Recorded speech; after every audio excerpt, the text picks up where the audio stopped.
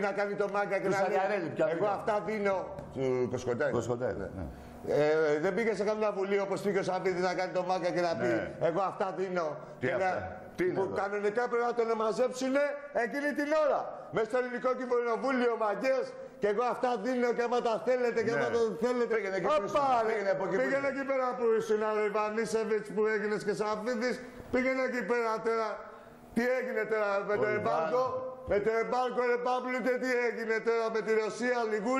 Λιγούρα όλο επενδύσεις και όλο Ροναλντίνιο. Άρα χόρτο που δεν ήξερε και ποιος έβαλε τα ψάρια στον πάγκο του Ολυμπιακού. Ναι, δεν τα ξέρεις τα ψαράκια. Ο Αλαφούζος τα έβαλε. Τους τα είπε και σε έριξε στη Λούμπα και σου στήκησε 7 εκατομμύρια ευρώ τα ψαράκια. Έτσι πράγμα. Σαββίδη, πονηρέ, που είναι ξαδερφάκι που είπε ο Τζαβέλας ότι είσαστε ξαδερφάκια με τον Παναθηναϊκό. Δεν είσαστε ξαδερφάκια, είσαστε τα μπάσταρδα αδερφάκια του.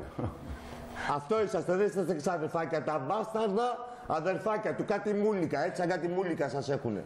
Και θα σας έχουνε στη φάπα πάντα με τις λυκοφιλίες που νομίζετε ότι είσαστε και οικογένεια. Ο Σαββιδάκος με τον Ιβανίσεβιτς με τον Αλαφούζο. Ο νεκρός με τον πεθαμένο. Καλησπέρα. Καλησπέρα, παιδιά, καλησπέρα. Καλησπέρα. Έλα, φίλε. Γιάννης, είμαι Παναθηναϊκός. Γεια σου, Γιάννη. Θέλω να. Δεν σε έχω ακούσει ένα μέτρο τελευταία, αλλά θέλω να μου πεις τι γνώμη έχεις για τα παιδιά που φύγανε από τον Ολυμπιακό και τα Ελληνόπουλα, φυσικά έτσι. Για τα Ελληνόπουλα. Ναι, για Ελληνόπουλα. Ναι. Τι? Α, συμφωνεί δηλαδή που